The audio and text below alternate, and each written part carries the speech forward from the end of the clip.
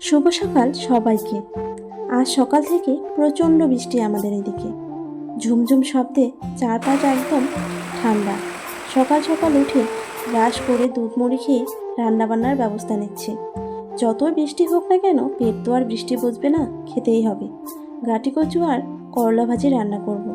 প্রথমে ফ্রিজে মাছ রাখা ছিল, সেটা বের করে ভিজিয়ে নিলাম।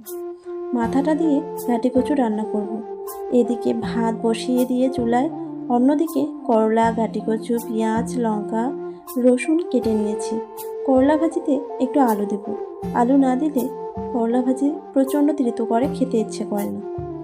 আজকের সকালের মেনু এতটুকুই: গরম ভাত, করলা ভাজি আর গাটি কচু। আপনাদের ওইখানেও কি বৃষ্টি হচ্ছে? কমেন্ট করে জানান। আজকে এতটুকুই। আজকে তবে আসি। সবাই ভালো থাকবেন।